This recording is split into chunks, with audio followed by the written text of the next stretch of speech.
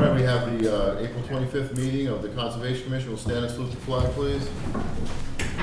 Pledge allegiance to the flag, United States of America, to the republic for which it stands, one nation, under God, indivisible, with liberty and justice for all.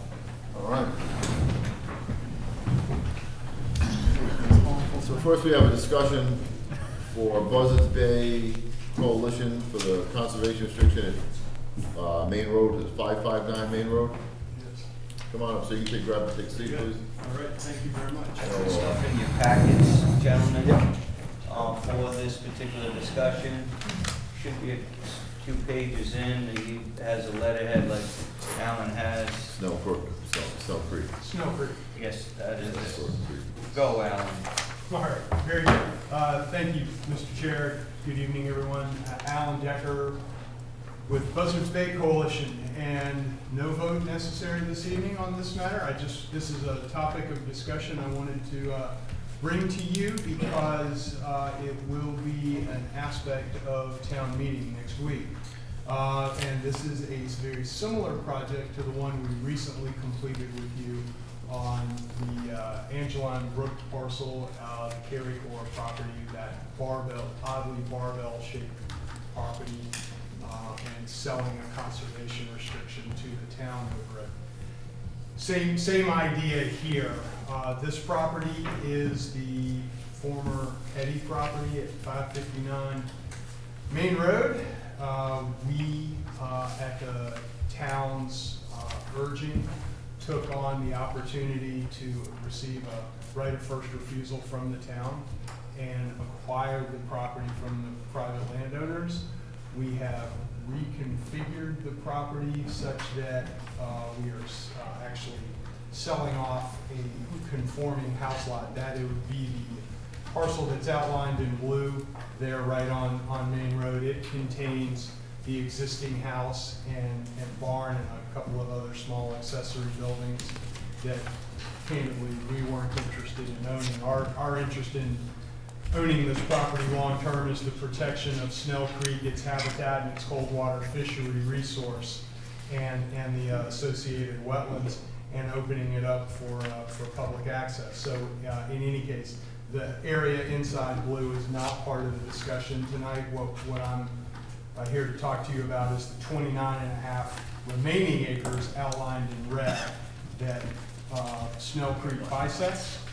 And what we have proposed, and the reason town meeting will be involved next week, is we, in order to acquire the property, had to borrow funds to make the acquisition in a timely fashion.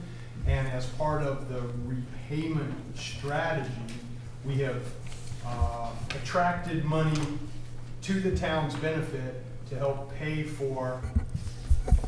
I'm not projecting well enough? No, it's just I'm really it's not surprised. using Oh, that. okay, all right, okay, fair enough. Thank you, ma'am. We would like to help the town make the purchase of this conservation restriction here. Approached the CPC, worked with the Community Preservation Committee, and they will be recommending to town meeting the expenditure of $150,000 of CPA funding to help with the purchase of the conservation restriction that would be held by and through the Conservation Commission to the benefit of the town over our long-term ownership. It would be combined with a small state grant that has actually been awarded to the town through the planning board, $30,000 there. And then we have some other funding that we intend to direct to the town as well. So essentially, outside of the dedicated money from CPA, there wouldn't be any other town funding going into this project. And as you know, CPA funding is for dedicated purposes, open space protection being one of those. This has superior natural habitat and resource values. It's got priority habitat. I don't know how many of the maps from the package I sent you've gotten, and you have black and white. I apologize. I did not bring sets of color copies for I everybody. gave color in the end. And I apologize for that. I should have had packs. I am more than happy to share mine. It's the only one, and you could flip through it and pass it down. It shows resource maps. This is a priority habitat. It's also core habitat and critical natural landscape. It is highly worthy of protection. The select board thought so as part of why they assigned the right of first refusal to us. I don't want to belabor any points because I know you have an agenda you'd like to get through. I'm not, as I said, I'm not asking for a vote. I wanted you to you're aware of this because I will be there Tuesday night to support the CPC chair when she presents this to town meeting. We're certainly hoping for a favorable result. But in case you were at town meeting, I didn't want you to be surprised when the proposal was brought up that this was a conservation restriction project that would be held by the Concom.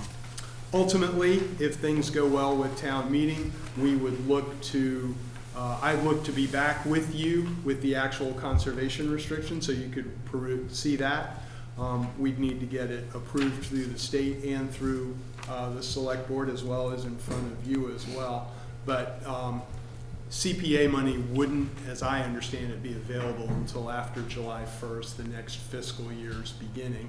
So we would look to have a closing sometime in July, if not early August or something along those lines, after we've compiled all of the funding together, gotten it into the town's hands, and proceed with the closing there. So, happy to answer any questions commission members might have, but again, I'll be back with you for more formal talks on the actual CR at a future meeting. It looks pretty straightforward if it gets past the town meeting. Appreciate that. It's a nice piece of land. Appreciate that. Yep. Yeah, they were very positive on this project. It did get a unanimous vote of support from the CPC as part of their suite of projects they'll be proposing Tuesday night.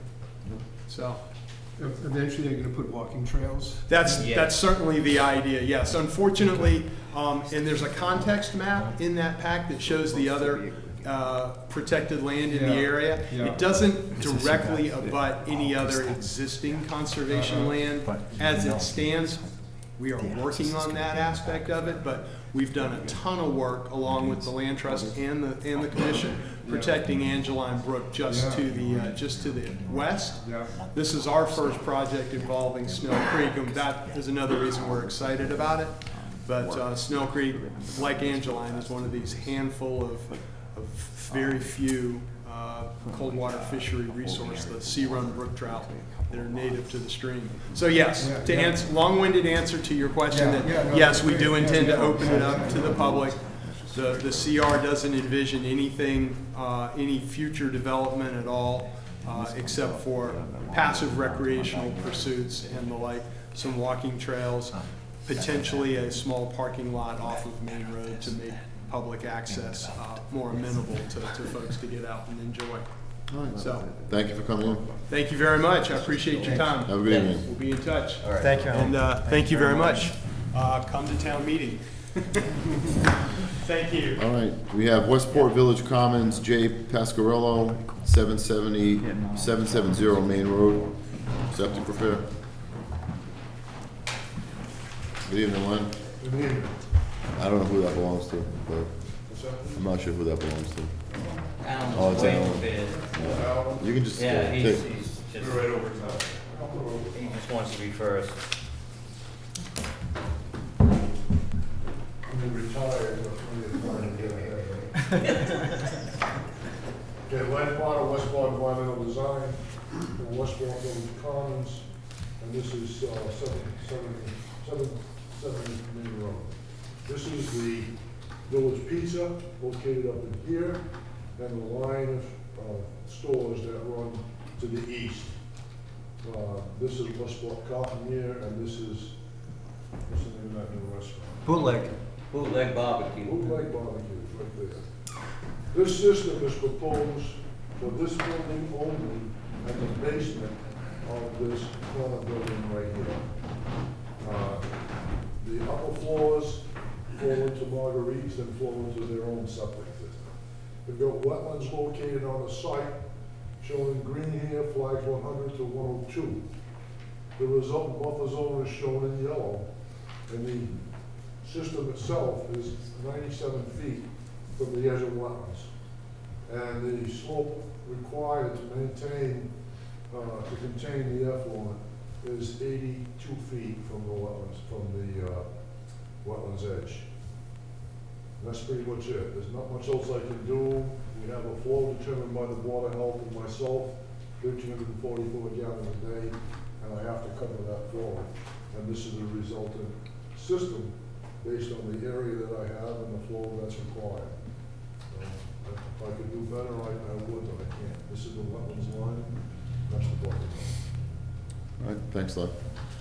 Mr. Chairman, Westport Village Commons, this is Pasquarello, is the owner of record, 770 Main Road, the request for determination of applicability filed by Westport Environmental Design with Len Potter here representing. Report date is April 3rd, 2023. The project has no negative comments from Board of Health or anyone.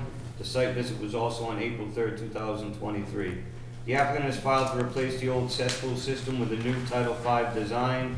Wetland line is accurate as shown on the plan. As Len mentioned, 100 through 102. Flags. The plaza will require a large size system for the various businesses within the building. The old cesspool will be pumped and filled. The new system will be outside of the buffer zone. The grading of that new system will extend into the buffer zone area. As Len mentioned, he's limited to what he can do. The majority of the work to install the system is outside of the 100-foot buffer, so there was a lot of effort made to get it in this location. The erosion control shown on plan will be installed to meet the limit of all work. This is a buffer zone project. Recommendations for the board: the Westport Conservation Commission should approve with a negative box 3 determination for the septic system repair, Mr. Chairman. Any comments on? There's the leach pit, the lower level of that existing building used to be a veterinarian's clinic. This leach pit is here, that's gonna be pumped and filled in a 2,000-gallon tank. Combo 1,500, 500-gallon tank pump chamber to pump up to the existing tank up here. There you go. I didn't mention that. That's what it's about. All right. Any other question at the table? If not, a motion?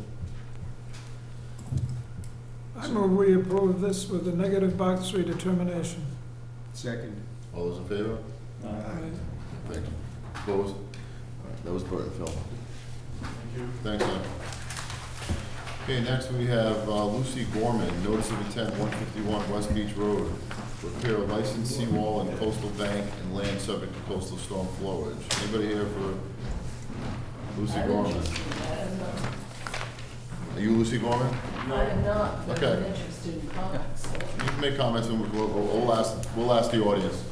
And you can go up to the microphone and make comments when you're ready. No one here for Lucy Gorman? I am. Oh, you're the representative? Yes. All right, well, come on up, you have a plan? I do not have a beer plan. All right. Do we have a plan here, Lucy? Yeah, we got something. You want to come up to the microphone? Do we have the green cards? Yes, the green cards are already been provided. They're in the file, Mr. Chairman.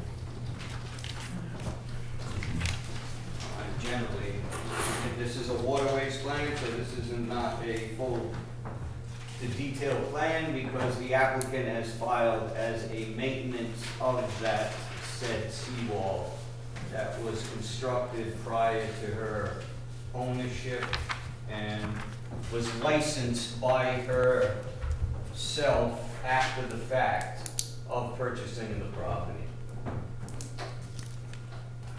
Just to give you a general perspective. All right, do you want I'd have the applicant representative state his name and then I can go from there. to state your name and go over the project, and review the project for My us? name is Peter Garrett, Okay. part of which we're here to get repair work done to the seawall that's existing. And that's our, So, Mr. Chairman, if I may, this is Lucy Gorham. The address is West Shore Road, 151 West Shore Road. Correct. This is a proposed notice of intent application for the maintenance repair of an existing licensed revetment at the property. The stones have been pulled out of the of approximately 100 to 150 linear feet of the wall. You can roughly see the boulders have come out here. They're displaced from the upper reaches. You can pass those around. She has applied here under the regulations because the activity is within the mean high water, and the owner has applied to reset those stones as needed to restore to the previous condition. The work is within the Natural Heritage and Endangered Species jurisdiction, specifically for piping plovers and terns. The work will require it to be completed after August 31st, 2023, and prior to April 4th, 2024, per the state's regulations on activity on the beaches.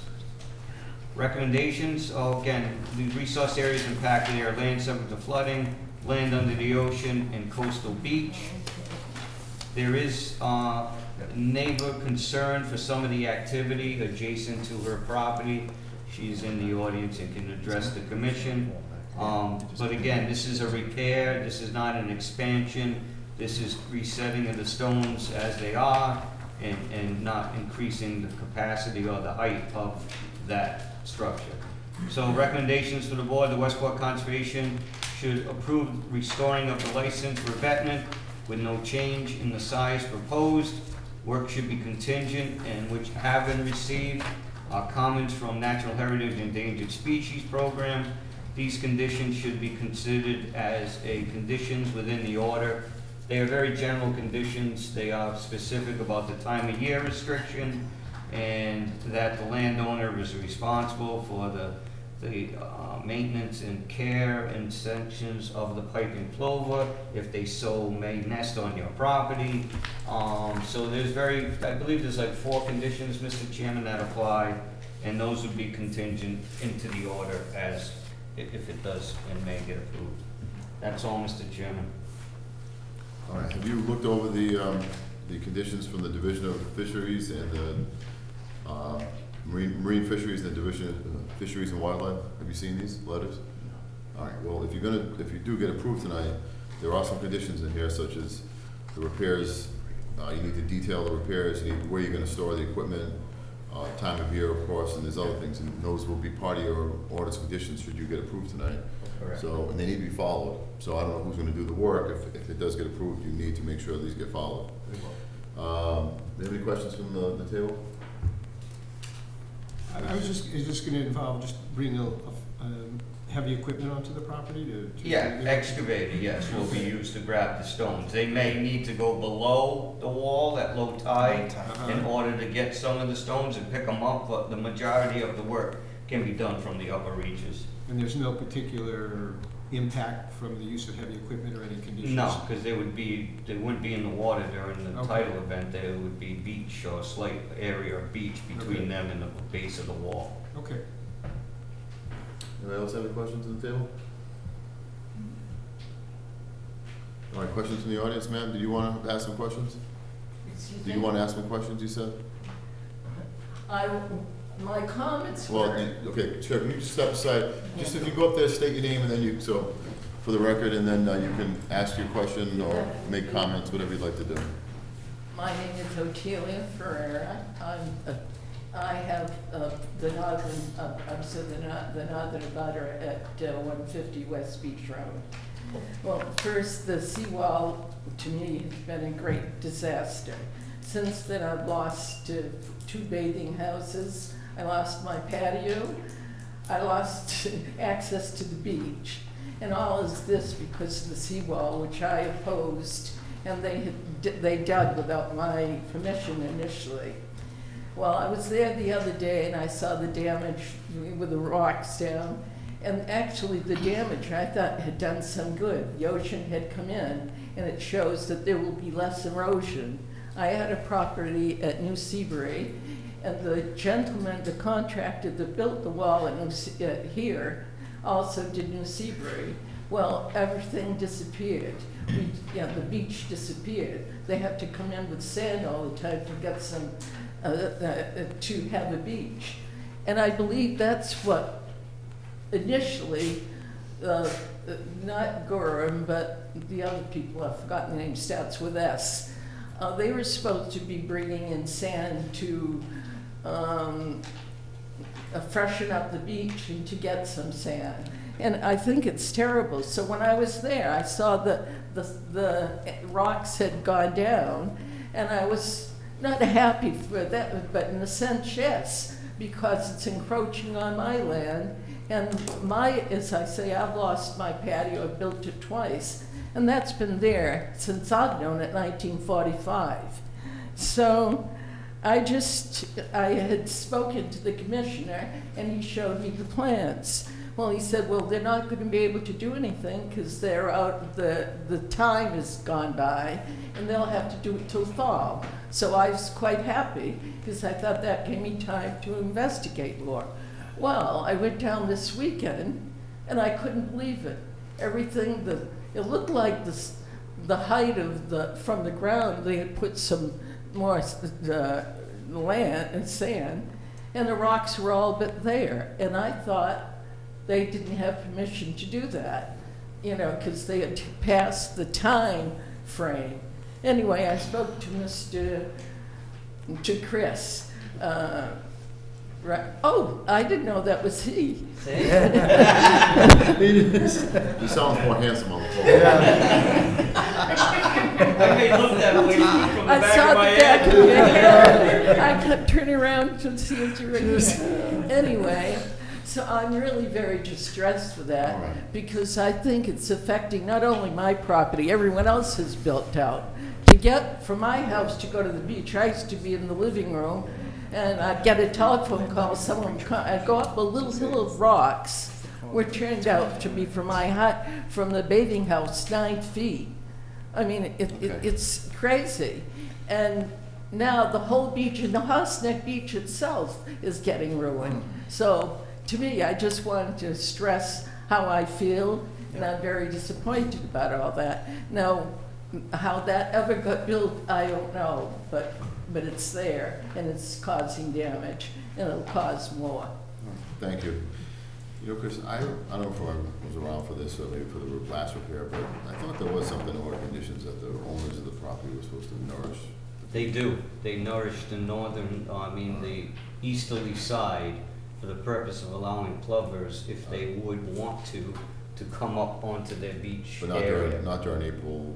Correct. So I'm not sure. I don't know if the gentleman can attest. Some work was done on the property, Mr. Chairman. I did not see it happen, but somebody was there after April 1st, and they moved some sand around. I don't know if it was for the purpose of putting the sand down for that jurisdictional area, and they graded the top of this area or not. I'm not sure. Do you have knowledge of what happened? Yeah, there was some work done there at April 1st. So it was just, we should nourish the sand, that's all we did. All right. No, so it's not supposed to be done after, is it not supposed to be done after April 1st, or? Nothing's supposed to be done after April 1st, technically. Trouble training contractors. Correct. We don't try to get it done before March, that's where you try to do it, and make problems trying to get contracted. That's the unique. All right. Prior years though, we've always done it right before the last week of March, we've been doing it for a couple years ahead. Right, I do agree, they have done it every year since they have purchased the property as required.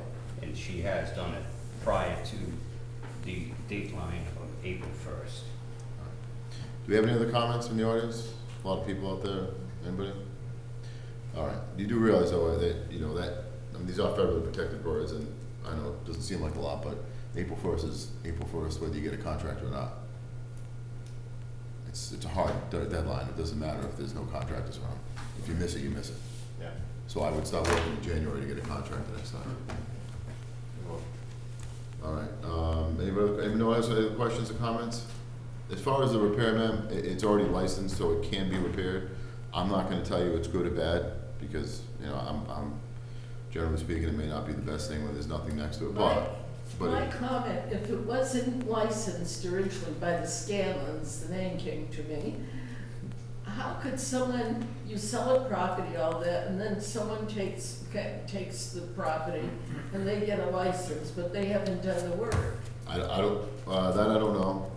If the work, I'm not sure when they. Doesn't matter who did the work, or it's the owner that comes in, is responsible, the second owner that purchased. The first owner should have licensed it, but in their erroneous plan, they didn't show that mean high water was actually touching this structure which would make it have to have a license.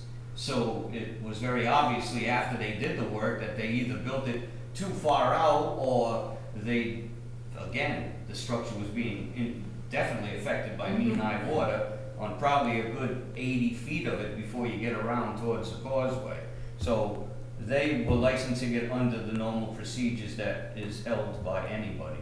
So Mrs. Gorham did it correctly, got it licensed, and now this, therefore, what she is doing is considered maintenance of that licensed structure. So this does not allow you to expand it, this only allows you to repair it as is. But repair from here on forever, but the way it's written, isn't that correct? What's the license, 100 years? The Yeah. license is good for so many years. So they have a license, I believe, is for, I'm Because not the way it's sure, written, but up to I don't 12. know, it seemed, when I read it, it seemed to say the license from now to I don't know when. And I was just wondering, if this happens all the time, then what? No one does anything, it just continues on like that? No, the next person, then they have to license it further. So the license is only good for so many years, and then. So at that time, if things had worsened, one could dispute that then? I would agree, yes, you could. Yeah, not that I will be around, but, Well, we certainly hope you are, but yes, that is true, you could. That would open it up again for that discussionary period, yes. All right. Anybody else have any comments, questions? Just a quick one for Chris. Is this wall part of the causeway build, or was this No. added in after? This is totally after the fact. There's a This is culprit. the old Shandy's place, so the old Shandy's never really was attached to the causeway, except by that fence So along they the brought- property boundary. This was built up to the causeway at the time. So they were probably protecting against whatever was happening as a function Because of of the causeway. Yeah. Okay. But as with any seawall construction, the person that is at the end usually receives damage. As the velocity of the waves are carried across that face, they tend to take from the weakest point, so that's what happened. The whole, just quickly, Mr. Chairman, the whole West Shore Road received damage after these was constructed. 2014, subsequently, they had a storm that caused significant damage to Otelia and the 3 or 4 properties afterwards. The last property, Mazico's, almost lost their home.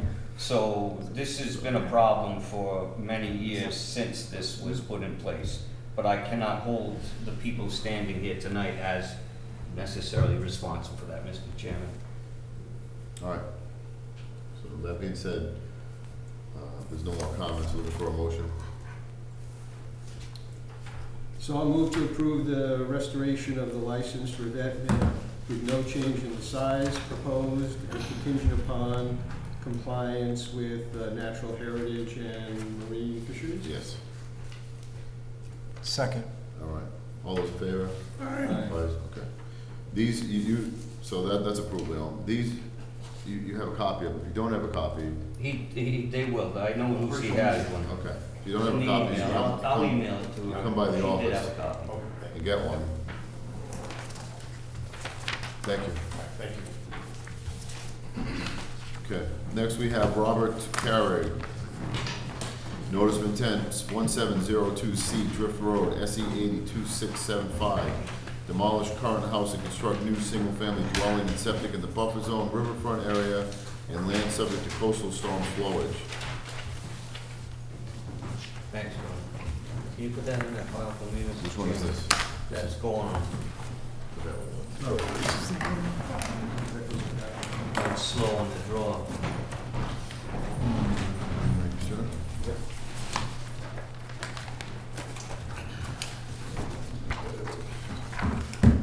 Usually give me the color one. I know, but I save it because I'm doing a doc eventually. Save it in. Waste it. I think that's. You know, when you do copies, you want color, you gotta push color. Sorry about this. So when you printed those things for the Pleasant Day, you could have made them color, but you gotta We're tell gonna- the color. there we go. Or when you Thank print you. something, it automatically prints a color, if it's color. But when you go to copy something, you gotta tell it. There's a little button right up on the top. I'll show you it that way. They did. We won't let the registry know what you said. I was just gonna say, don't say. Red light, green light, no problem. Hey, did you get a notice? Al, go ahead, Al. Red means red, green means go. Oh, wow. Yeah, there's so. Here we go. All right. Okay. Good evening, Mr. Chairman and members of the commission. For the record, my name is Alan Baru, professional civil engineer, and this evening I'm representing Robert and Judy Carrig, owners of a single-family house at 1702 C Drift Road. The 1 acre lot contains a bordering vegetated wetland, a salt marsh, land subject to coastal storm flowage, flood zone, and 27,061 square feet of riverfront area on the easterly side. The existing house is located entirely within the 200-foot riverfront area along the Westport River, East Branch, on a lot recorded before August 1st, 1996. This house is 14 feet from the bordering vegetated wetland to the north, 45 feet from the BVW to the east along the river. In addition, the house is located within land subject to coastal storm flowage, flood zone, elevation 13. It's a quiescent A flood zone, elevation 13, NAVD 88. Currently, the existing house is served by an on-site well and a cesspool. The cesspool is located 45 feet away from the well on the opposite side of the existing house. We propose to install an upgraded subsurface sewage disposal system with an Advantex nitrogen-reducing wastewater treatment system. The proposed soil absorption system is located as far away from the Westport River and associated wetland resource areas as feasible on the lot, and more than 100 feet away from the on-site well, and all wells on surrounding properties.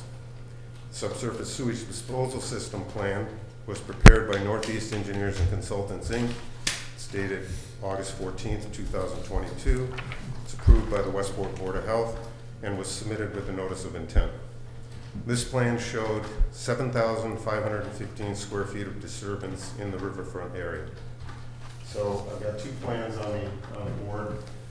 This one here on the left is the original plan we submitted with the notice of intent. It's the subsurface sewage disposal system plan that was prepared by Northeast Engineers and Consultants. And it shows the bordering vegetated wetland, which was delineated by David Bichette, the wetland scientist.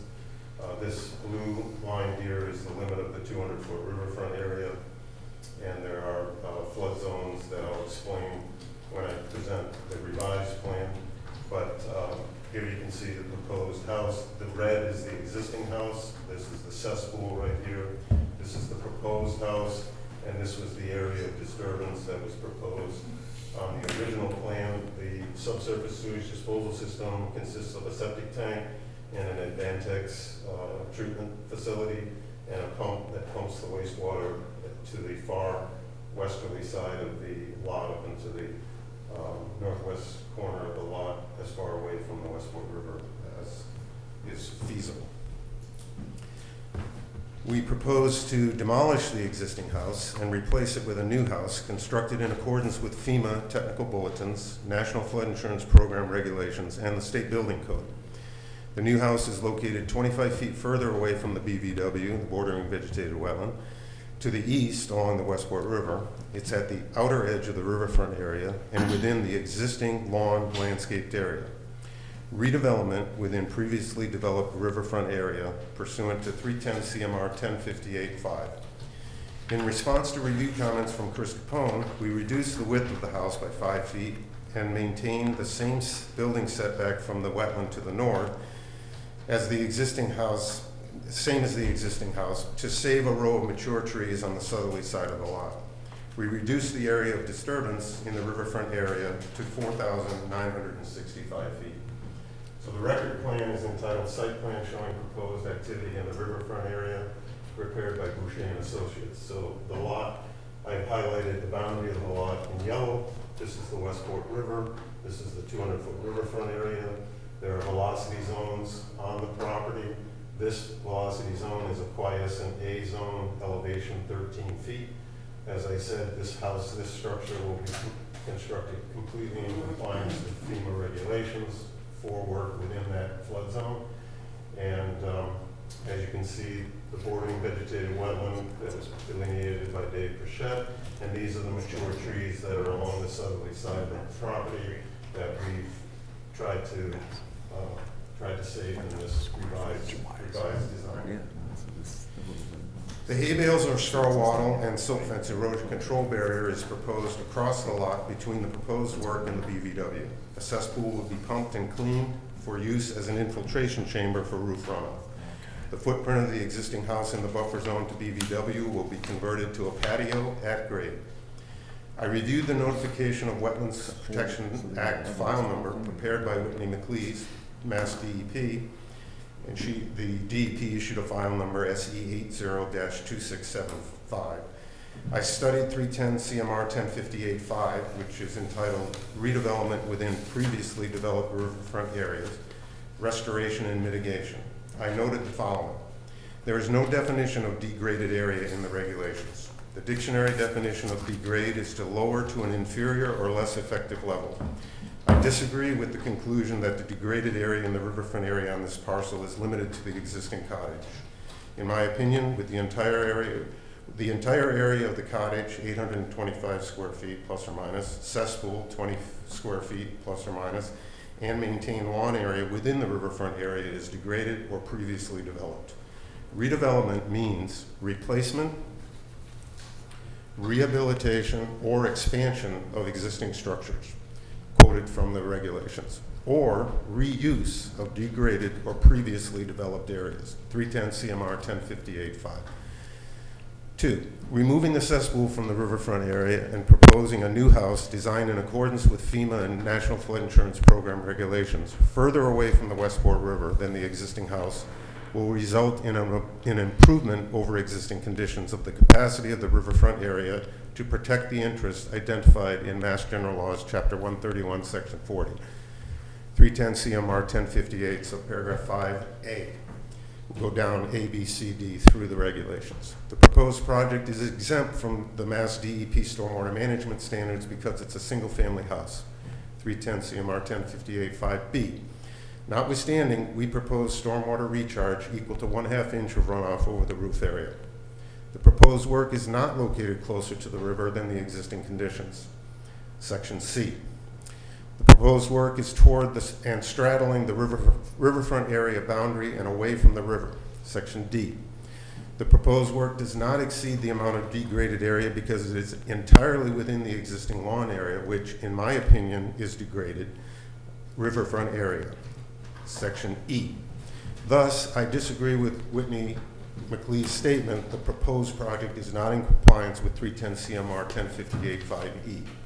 Moreover, we propose a limit of work area within the riverfront area that is 4,965 square feet, segregated from down gradient wetland with properly installed and maintained staked and entrenched hay bales or straw wattles and silt fence in the location depicted on the plan of record. Finally, the performance standards in 310 CMR 1058-5 F through H are not applicable because we are not proposing restoration on site of the degraded lawn area. Rather, we propose to 1, demolish an existing old house in the riverfront area, 2, remove a cesspool in the riverfront area, 3, build a new house at the outer limits of the riverfront area, and 4, leave the remaining lawn area in the riverfront area. Further, I disagree with Whitney McLee's statement. Furthermore, quote, furthermore, the applicant must demonstrate that the work cannot be located outside the riverfront area pursuant to 310 CMR 1058-5D. This section of the Wetlands Protection Act reads, proposed work shall be located outside the riverfront area or towards the riverfront area boundary and away from the river. As I said, the record plan is entitled Site Plan Showing Proposed Activity in the Riverfront Area. It's dated March 14th, 2023. Prepared by Boucher and Associates, Inc., and we respectfully request the Commission vote to issue an order of conditions to approve this single-family house replacement project. Thank you. Mr. Chairman, this is again Robert and Judy Carrick, 1702 C Drift Road. This is a notice of intent application filed by Boucher and Associates is the plan. Alan Haru is here representing. There also is a Northeast Engineers and Consultants plan as well that was utilized for the septic design. Report date is February 3rd, 2023. File number for this project is SC 802675. Again, the site visit was on February 3rd, 2023. Detailed description of the work: the applicant has filed to demolish an existing structure on the east branch of the Westport River and rebuild a new home, garage, driveway, and grading. The disturbance within the riverfront on the lot existing, the disturbance within the riverfront on a lot existing prior to 1996, which is 310 CMR 10.584. 3D in parentheses 1 states the commission may allow up to 5,000 square feet of disturbance or 10% of the riverfront area, whichever is greater. At a minimum, 100 foot of area of undisturbed vegetation is provided. The work is also classified as redevelopment within a previously developed riverfront area, and that would also apply under 310 CMR 10.58 in parentheses 6. The applicant has submitted revised plans dated March 14, 2023, designed by Boucher and Associates. The existing home will be removed and the raised footprint will be retained as a patio for the new home. The new home will be constructed 170 feet from the river. The existing was 150. The new single-family home and the old are both set back from the wetland at 15 feet on the north side. The lot will have a new Title V sewage disposal system installed with an added denitrification component. All roof runoff will be diverted into a dry well system. The reduction in the disturbance was requested as the prior plan was proposing more than allowed with 7,200 square feet proposed. The new revised plan is proposing 4,965 square feet of disturbance. The disturbance was reduced by shrinking the home by 5 feet and tightening the limit of work, the erosion controls around the work area.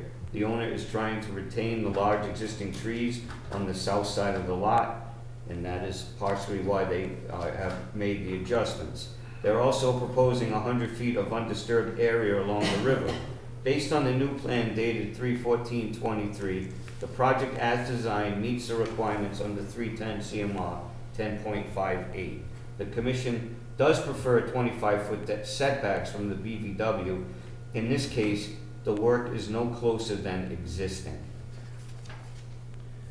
I have no issues, concerns, recommendations for the commission at this meeting. The Westport Conservation Commission should consider a motion to approve the project as shown on the revised plan dated 3/14/23, designed by Boucher and Associates, with the condition that the proposed patio on the old home footprint must be constructed with a pervious surface, roof runoff into a drywall system. 100 foot of undisturbed area must remain between this activity and the river, and no further work in the riverfront area would be permittable as far as structures or others, because they have met the goal of maximum allowance on this site. That's all, Mr. Chairman. All right, thank you. Questions, Alan? Yeah, the only thing is I'm in the process of preparing a waterways license plan to replace the dock. Yeah, there. that's the separate issue though, Alan. There's a Okay. path, there's Yeah. already a path, you're not proposing any more. No, but when you said no further work in the river. Well, no, Yeah. that, the dock is in the water, so it's not in per se. It's technically. And it's exempt. replacing an existing structure that is there. Yeah, it's technically allowed under the riverfront regulations anyway, a dock, but I'm just letting you know that I'm in the process. It's just basically the same location as the dock that's there, but just the dock that's there is in disrepair. All right. So we're in across all of the wetland area. It's beside the point, and it's not before you now. We will meet all the standards for height above the marsh and the salt marsh and with the walkway to the dock and everything, but that's for another day. Thank you. Questions from the table? So I just want to say from the outset that I am an immediate abutter to the project property, so I'm going to recuse myself from voting on the project. But I did have a couple of questions.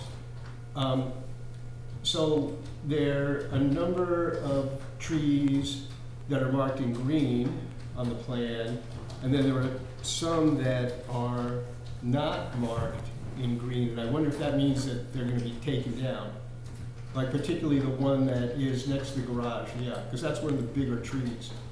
I don't see any reason it needs to be taken down. Okay. So, I don't think, Okay. I don't think that it needs to be taken down. So, I know there was one that was right in this location here, I think it was already cut, I think the last time I was down there. Right. So There's one anyway, there's one that's just a stump, and there's So, kind of like three yeah. big trees there. I don't Yeah. know, like, Yeah, that 3 or 4 tree is big normally, big it's, trees. it's Okay. perfectly located where it should not Okay. have to be, because the garage doesn't have a full foundation, so even to dig the foundation for the garage would just be a trench for a footing and foundation wall. And then the leaching field is far enough away, and that excavation is this red box, this is just grading around the leaching field, and the force main comes up here, so Right. that tree's pretty safe.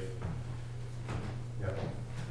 and so my other question was, can you give an idea of how high the house is elevated above the land? Because I'm not sure what you meant by compliance with, I mean, is it gonna be elevated above the Actually, land? for this property, the way it's designed, I think works pretty well, because this part of the driveway is existing and is not gonna change, and this Yeah. existing garage here. So the existing driveway comes down from elevation 22 down to 19, and at that point, there's a low point, and then the driveway is relatively flat here, where you would approach the garage, elevation 20, and top of foundation 21.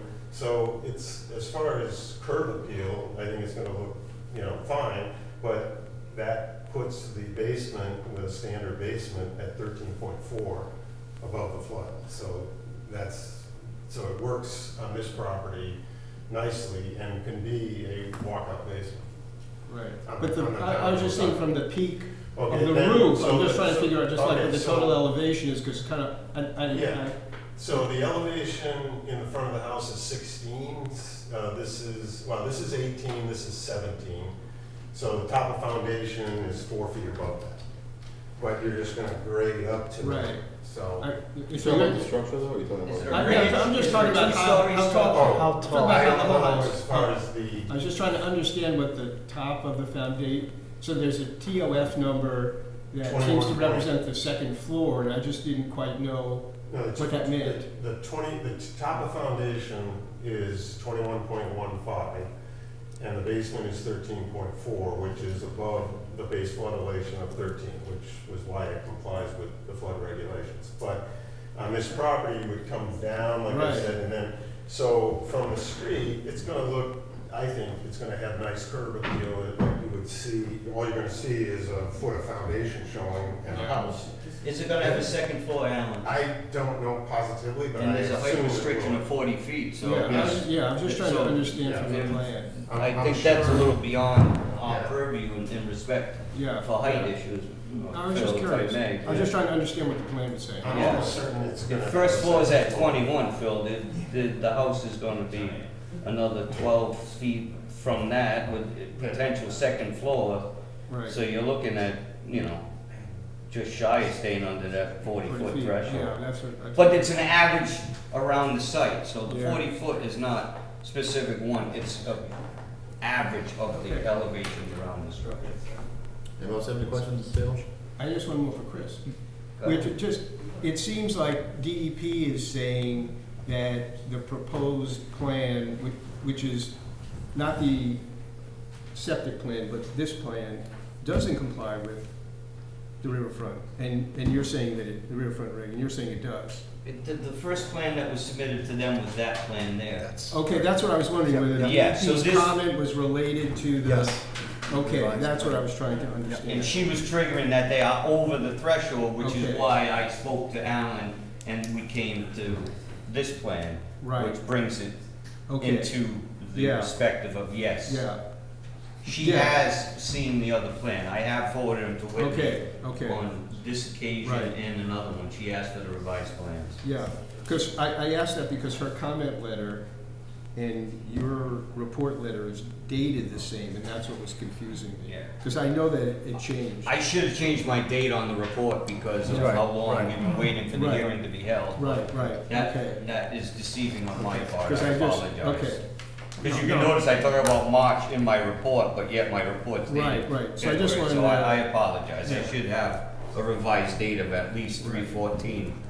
Yeah, okay, this is- I just wanted to make sure that DEP didn't have a really different interpretation of what it was, the plan that we were approving. That's, that's. Her Well, initial comments were on this plan, Yeah. I revised the plan, and that 2 copies were sent certified.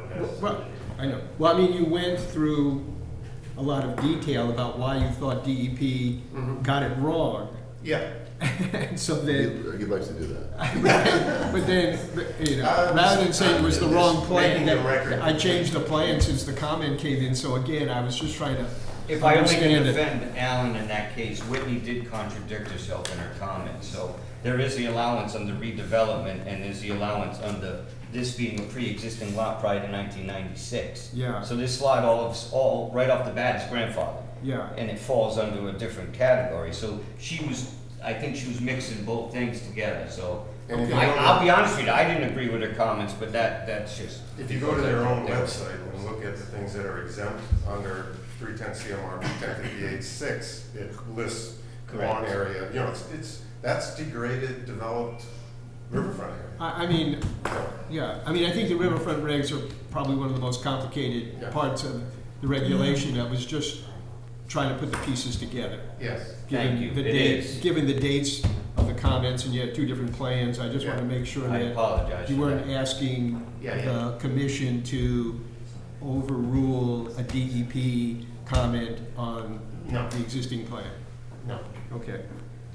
Now I'll shut up. No, that's good to you. Just hear what you have to say. Anybody else have any comments or questions from the table?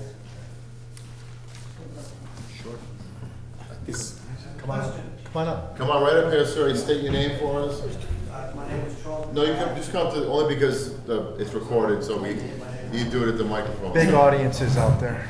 This gets better ratings than the Super Bowl. My name is Charles McGrath. I'm at 17 Oak Way, Drift Road. I'm also a potential abutter of this property. But I would like to know, as a civilian, the question was asked, how high is this house gonna be? So we had all this stuff, this mumbo jumbo, elevation, blah, blah, blah. So how much higher is this house gonna be than the existing house? So- Can that, just for a civilian? He doesn't, all he has is a site plan, the outline of the house, the footprint of the house. So that's not within our purview, that's building regulations. So building The regulations. question was asked before, and he gave I a lot of understand that, I'm trying to mumbo answer you, though. Yeah. Trying to answer you. We don't have purview we don't have any say in what the house, how high it is, only the footprint, and that's what we're concerned with, is the groundwork and the footprint. The elevation is covered under the building regulations, so whatever they build has to meet building regulations, and I'm not a building regulation expert, so I couldn't tell you what that is. So although that, he did ask the question, that is not something that falls under our. How much higher is the foundation gonna be? It's gonna be about 4 feet. 4 feet higher than it is now? Yeah. Above the ground. More than? Thank you. Yep. I can't deal with the mumbo jumbo either. A lot of. That's fine, you can just state your name and Oh, you I'm can sorry, ask. I'm That's Nancy okay. McGrath. I also live at 1702 Drift Road. And we also have an adjacent lot to this one. My simple observation is that we are replacing a very, very small Correct, footprint with a far larger one. correct. And not only are we retaining the existing garage, but also adding a new garage. Right. Seems like quite a lot of lot coverage. I don't know what the regulations might be, but I'm wondering how much impervious surface is So, sensible. so the regulations are, when a lot was created before 1996. Well, first of all, not all this house is in the riverfront area, some of it is outside the riverfront area, like the garage. So that doesn't really fall under any of our jurisdiction. What falls under jurisdiction, what's in the riverfront area. So they have up to 5,000 square feet of area to work within, of disturbance basically. And that's how they can fit the house they fit. That's why it wouldn't fit before, because they were too far back, which is why they moved it forward. So And that's it, as far as you guys are concerned, that, you're only concerned with the, well, the that's, letters of that law. that's the state regulation. Yeah, Correct. okay. So we follow the Wetlands Protection Act, River Protection Act. I understand. So that's what the state law that was passed says. So doesn't mean we always agree with everything that we have to vote on, but it's what the law says. So I'm 1702B, and I have a couple of questions. One of them is relevant to all the clearing that has been done in front of this existing house, and wondering if that was allowed or if that just occurred, because all of these plants were taken out in the last month. That's one question. Second question is the distance from this SAS to their well. Oh, but I'm wondering about the distance from this SAS to my well, which is over here. And has that been taken into account? Because it's a pretty short distance between those two. And then I think one of the questions that isn't really in your guys' purview, but I just want the abutters and the builders to think about is this house going to be sort of in keeping with the houses in the neighborhood in terms of height and style and siding and all those kinds of things? And again, to Nancy's question, it seems odd that there's going to be a garage when there's already a garage, and what's the necessity of that? So those are my three questions. All right, so the last question, again, you stated is not in our purview. Right. I mean, they should obviously want to get along with their neighbors, I agree. But the other two, Alan, well distance, you must have that on your The septic plan was prepared by Northeast Engineers, but I know it was more than 100 feet away from all wells. This soil absorption system is more than 100 feet from all wells. From this one? I believe so. 1702B? I find that very hard to believe. No, I believe so, because I would challenge that. Okay. Yeah, so, and then the second, before I sit down. Well, the second- hold on one second. okay, all right. Well, Because I was not aware of any waivers. the septic plan was approved, correct? Right, and there were no waivers. That's Board of Health, I'm sorry to say, But but it's Phil, not our purview. I'll let Phil speak on that. That Well, was already approved. I think our well is in the, let's see, in the back of our house, not in the front of our house, the way you think about it. I challenge that question.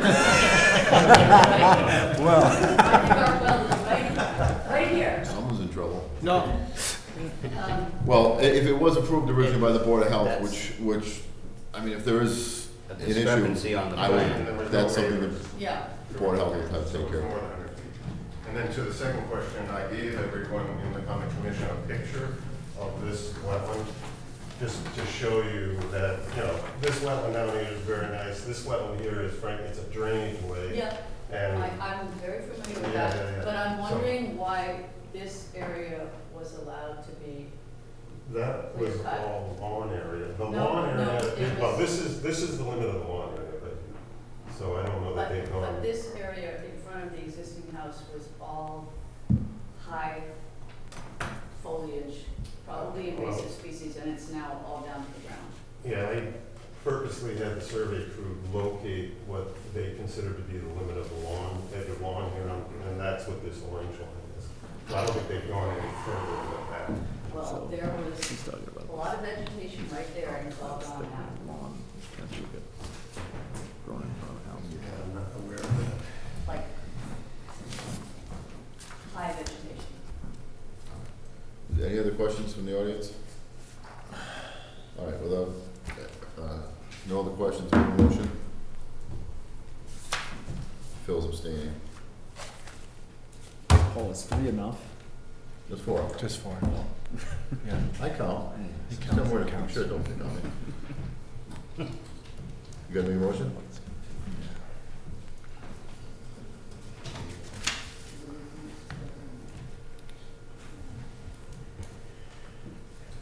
I'll make a motion to approve the project is shown 3/14/2023, with the conditions that the proposed patio and old home footprint must be constructed with a pervious surface, roof runoff into a dry well system, 100 feet of undisturbed area must remain, and no further work in the riverfront. And also, Chris changed the report to 3/14. Correct. Was there anything in there that we wanted to No. talk about with the trees? Are we able to do that? Was there an agreement? I'm not aware of the trees, I can look at what was there, but, at the present time, I'm not really sure what the owner has done at this time.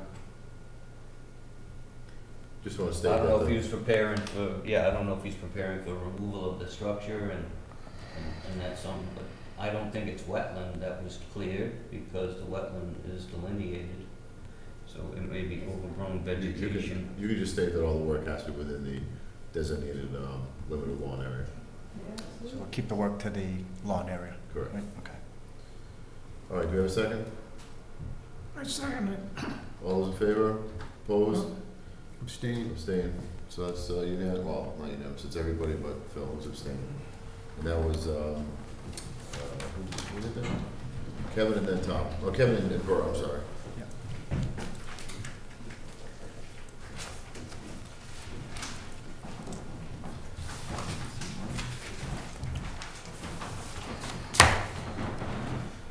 Joseph Swift, notice of intent, 155, 162, 161A, have a good night. I'm not sorry. No, Sharon Webb Lane, reconstruction It's of for a lake in Maine. house and seawall repair riverfront. Come on, we'd love that. Where is all three of these here? Where is this? Where is this one? This is to Sully's neighbor to the west. Mike Sullivan's neighbor. I don't know these three addresses. You know what? Three addresses. The two addresses are pertaining to the neighbors. So he's also including 161 as part of the seawall being installed. So this is the primary house, the red and green one, That's the barn, that's the garage attached next to the house, correct? where they cleared the parking lot up front. Yeah, well, yeah, they got a lot changing there. So it's a two-phase, it's seawall construction and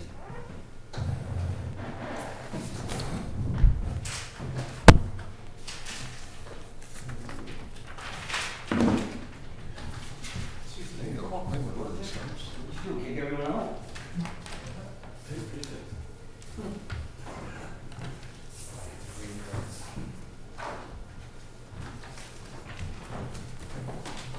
No, thank you.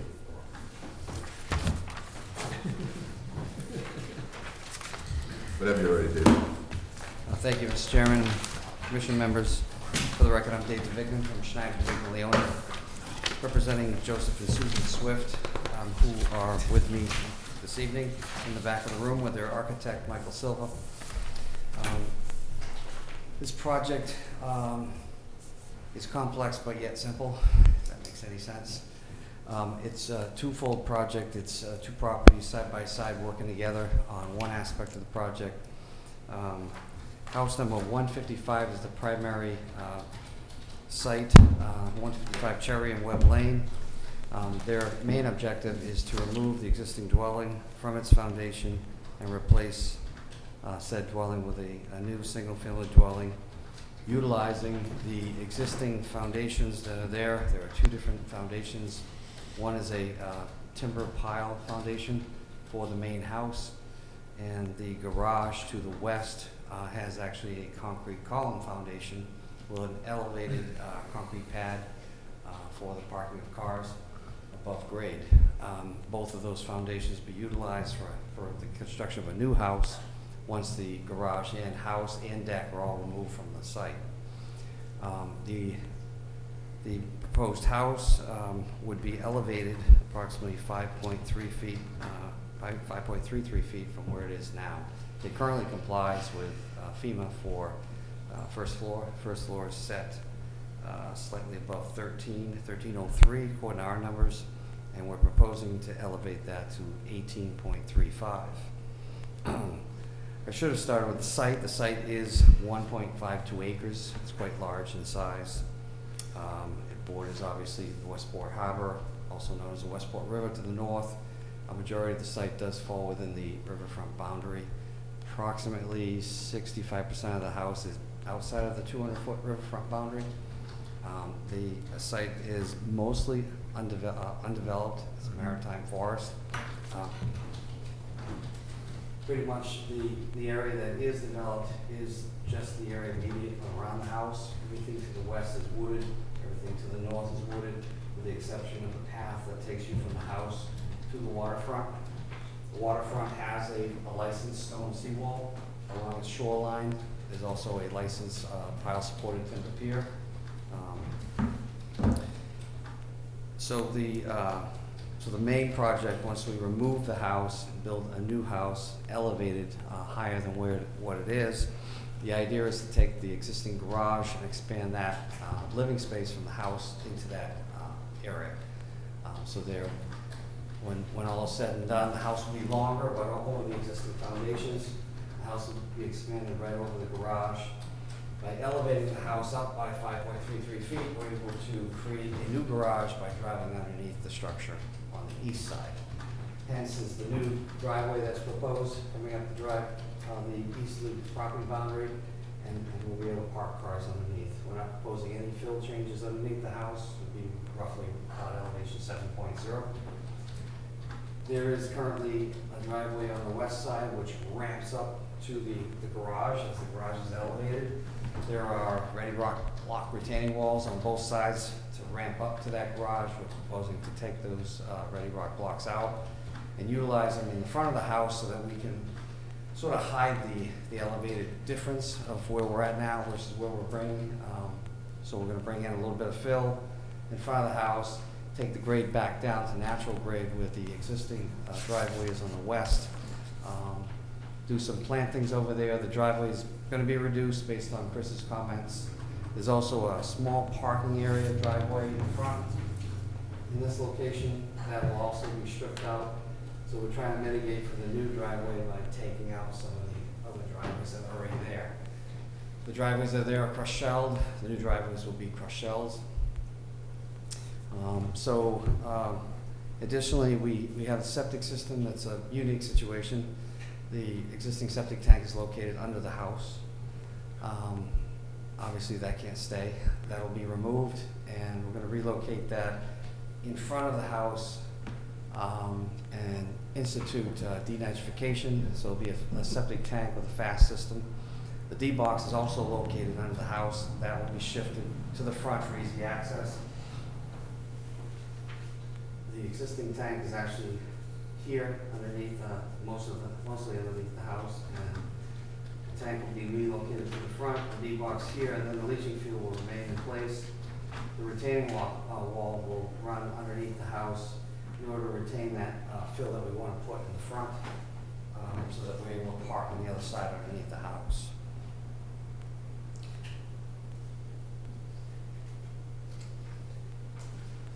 You designed this, how did the septic tank get under it? That's another Do story. you know what attest to that? Well, I'll say this, back in the 80s, I think, I might have drawn the plan back in the late 80s, but there were no as-built inspections required by Board of Health. So it was the Wild West, and guys did whatever they wanted. How'd you pump it? Through the pump. I have to say that may or not have been done at this point. I don't think this is what was Don't wanna know the answer to that exciting. You found out where it question. was. Guy with the hose knocks on your door, can I get The your Swiss business? purchased the property 2017, I believe, roundabout, and I made him aware of, based on getting the evidence from the Board of Health, from the Title V inspection, which passed when they bought the property. And when we located the swing types based on our survey data, I called him up and said, can you go and verify this? The tank is according to the diagram underneath the house. And he found it. So he's aware of where it is now. So as far as the front site, we have erosion control around the site. We're proposing, like I said, reduction in driveways, removal of fill for that garage, bring it back down natural grade. And that's pretty much the project in the front of the property for 155. When we talked about what else needs to be done at the site, the seawall is slumping. So there's a proposal to reconstruct the seawall. And the neighbor to the west is a cousin of Mr. Swift. And it makes sense to do their seawall, which is in worse shape than the Swift seawall, mostly because we can use it for access. There really is no access to get from this side of the site to the waterfront. So the access for the seawall work will be down this way, and it will be working our way from west all the way to east. We have to carve out an 8-foot access way, upgrading of the seawall in order to get to this side because it has to be built incrementally back, working our way this way.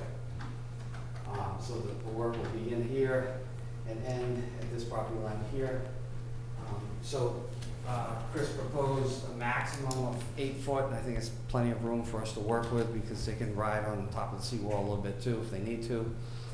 That access way will be replanted with, I believe we started with scrub pines and Chris wanted some more, so we have 15 pitch pines planted at 15 feet on center, 13 clumps of 3 of low bush blueberry planted at 15 feet in the center. So the whole construction access above the seawall will be replanted along the top of that bank upon completion of the project. Both seawalls are licensed. The Swift property has a license that goes back, I think, the early 2000s, and the other one had an interim approval license. And we'll be applying for a formal Chapter 91 license to supersede that.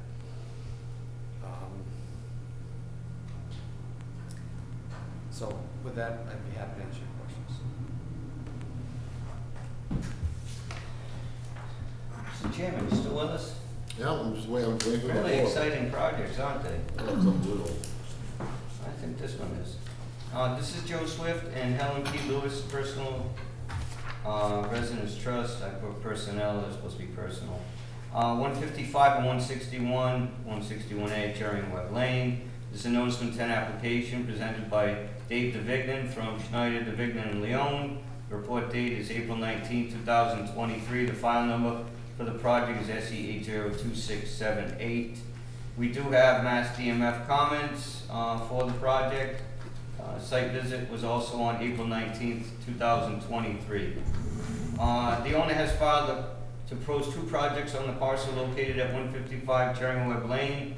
I start in reverse to Dave. I start with the seawall.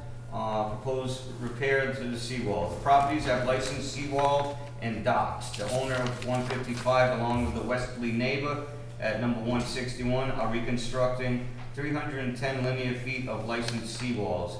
The access to the edge of the water will be constructed temporarily across the lawn of 161 Cherry and Webb Lane and across onto 155 Cherry and Webb Lane. The old laneway that was the original Cherry and Webb Lane actually did at one time exist in this area. This is where the proposed temporary access is within, but this section of the old laneway has become slightly overgrown with native coastal species. So the cutting of pitch pine trees will be needed to allow an 8-foot wide temporary access for equipment. The seawall will be rebuilt in the same location with the placement of geotextile fabric behind the wall. As you can see in this cross sections there, the existing elevation of the wall will be maintained across the top of the newly constructed wall. Erosion controls will be established around the access and the work area. The Mass DMF comments have submitted comments on use of concrete. This wall will be stacked stones, and I am not aware of that they will be using concrete on this project. This is basically large stones set on top of that geofabric, and the lower stone set just below mean high water into the mud to act as the toe of the whole wall. So there is no concrete proposed here, if I'm correct, right, Dave? You are correct. Thank Dry, you. dry lake wall. Thank you. Small gaps will be provided to allow habitat for invertebrate species. They were making a comment that they're gonna starve the previous wall configuration rather with these little hollows, but in this case, they still are maintaining some ability to have that habitat there. So the next part of this, the temporary access for mitigation will be planted with 15 pitch pines and a total of 39 low bush blueberries planted in 3 bush clumps, which I think is adequate. There is a fair amount of trees that especially need to be cut at between 161 and 155 mostly. The second part of the project is the new home. The owner is also demolishing the home and rebuilding above the flood zone elevation. The reason the home is to be demolished is the pile foundation has settled. You may find this odd, but it is quite extraordinary how this house has been tweaked over the years. So I have witnessed it. Mr. Swift and his wife actually did give me a look of what their concerns were. So the home is not level, and the cost would exceed the 50% rule for FEMA. So they have basically determined that a new house will be reconstructed on the existing piles with structural members to raise the first floor elevation to 18.35. This was approximately 5 feet higher than the existing, which is at 13. The existing garage will be converted to living space and extended and connected to the home. This will be accomplished by removing the deck between the two, as Dave mentioned. One is built on timber piles. The newer garage was required to be raised above the elevation on concrete with a cement or concrete decking. The new crushed shell driveway will be constructed on the east property, and they will be able to park cars under the new home. This old driveway will be removed and seeded. The area under the structure must remain open for homes constructed in a flood-prone area. So this will be an open pile foundation under this structure. A new septic system will be installed in front of the structure, and will have a denitrification component. Existing stone block retaining wall on the west side of the garage will be removed and sloped to the existing grade. Proposed limits of work be established with siltation and snow fencing around the limits of the work area. Resource areas to be impacted are coastal bank, riverfront, land subject to flooding, Barrier Beach, and coastal dune. As Dave mentioned, this is a very tranquil old part of the dune. This is actually the maritime forest, and this is fully more established and not an erodible type habitat as you think of when you think of a coastal dune. This is the most stable section of that actual Barrier Beach. Recommendations. The Westport Conservation Commission should consider approval with special conditions for file number SC 802678. For the seawall, the temporary access shall be no wider than 8 feet. Erosion controls to be installed as limits for access clearing. All construction equipment should be fueled away from the resource area. Stockpile of stones to be stored within the temporary access. Restoration of the temporary access is required with the planting of 15 pitch pines and 39 low bush blueberries. The limits of the work to be established in the field prior to the start of construction. All debris from the home removal shall be disposed of off-site. 2 existing gravel parking areas to be removed and revegetated with coastal plant species. New driveway to be pervious, no concrete or blacktop permitted. As they have recommended, they're using shells, that is okay. And the roof runoff should be directed into a dry well system. That is all I have for you, Mr. Chairman. The new driveway, is that already cleared, or is that, you have to cut down?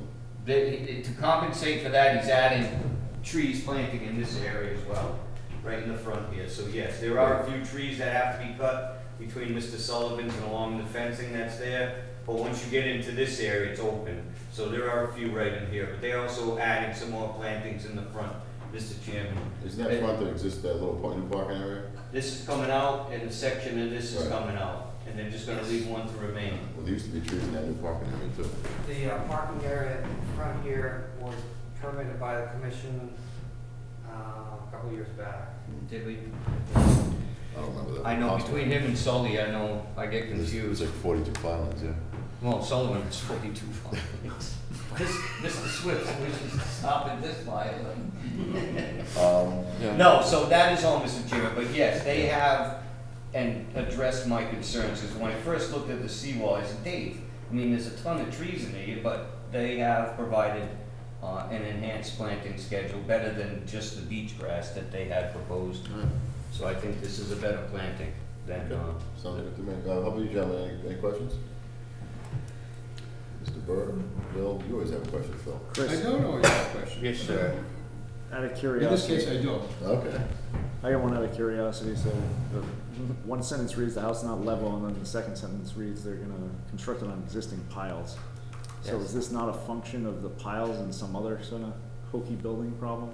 No, they proposed, what happened is, Mr. Taradash, in his wisdom, installed every lot on this road with piles, with a configuration that didn't conducive to anyone's necessarily home design. He did it to stay above the regulations and not be denied the right to use the land. So these piles were put in very generically, In right? the simplest term, the piles didn't settle, they're not Loaded? level. Oh, So something happened, and it's, the people built the house with them like that, and they never, They have So it was built out rooms, of they have level? rooms that have, like you go up to New Hampshire to an inn, and you Oh, yeah. have to tilt the Yep, floors. I swear to God, Like they had to on a cut this large much off, some house. of the doors, they had to take like this much off the bottoms. It's bizarre. So unfortunately, it was not Mr. Swift, but people did construct this home with an uneven surface. so the piles are solid. You're just gonna straighten things. Yes, they are, so they're gonna come in with a cap that is now level based on what they can compensate off that. The concrete obviously would be much easier to come off of. But yes, so Mr. Swift in his original design, if I may speak for him, they were gonna raise the structure and try to level it off. And I think they ran into the whole compounded situation, so this is where they came to this design in general. But I don't know if you recall, I'm not sure your age, but yes, every one of these lots had piles installed. He has no gray hair, Chris. He wasn't. I wasn't here yet. And this Mr. DeVigna was the man behind it all, I didn't even know that back Dave, you then. know what would be great in this? If off the second floor, you built a boardwalk across Cherrywood Lane, over the neighbor's house, over the dunes, and right to the beach. Beach access. It can be done. Well, we had helicopters, That's we right, proposed yeah. already. Dropping Maybe bridges we off can with get one. helicopters. A zip line. Any other questions, guys? I think Mr. Swift enjoys the humor. All right.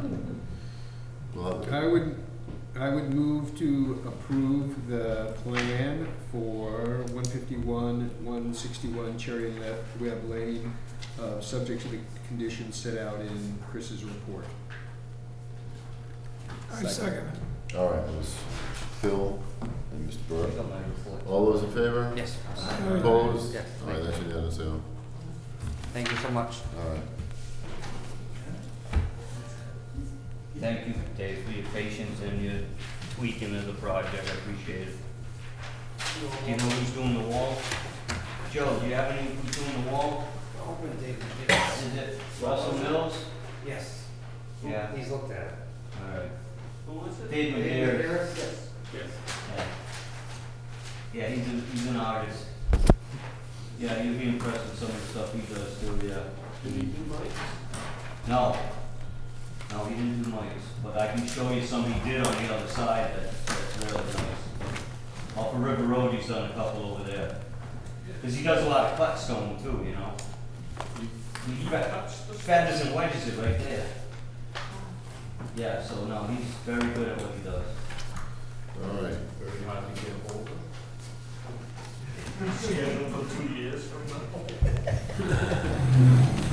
We can go roll over, he was just on Charlton's Wharf, I think he just finished up. Okay, we have bills to pay. We have East Bay Media, $61.50 for advertising. Good night, guys. Move to pay. Okay. Do we have a second? Second. Second. Kevin, all those in favor, opposed? All right, that's unanimous. Minutes, 4:11. Myself, Bert, Phil, and Kevin are here, so we're good. Oh, yeah. Tom wasn't here. There are no changes to the minutes, 4:11. Okay, now that Looking makes for a motion sense. to pay? No, move to approve the minutes, though. Yeah, that too. You know what, I meant to say chairman stipend motion. if that- I was wondering why they're I messed it up. demolishing, like, I can work with. All right, so we have a motion to approve the minutes. We have a second? Second. Thank you. Second from Kevin. All those in favor? Opposed? All right. I don't know if we have this one either. This is going back to an oldie but a goodie. Right here.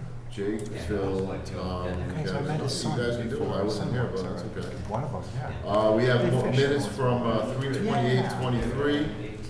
Present were Phil, Tom, Kevin, and Burton. Looking for a approval for the minutes. Move to approve the minutes. Do we have a second down there? Second. Second from Kevin, okay. All those in favor? Aye. Opposed? I abstain, Leo. Can I sign even though I'm abstaining? Yeah.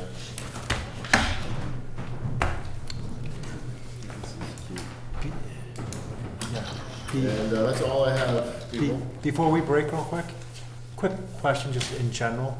Charlton Wharf, is that still a public, that is still a public landing, correct?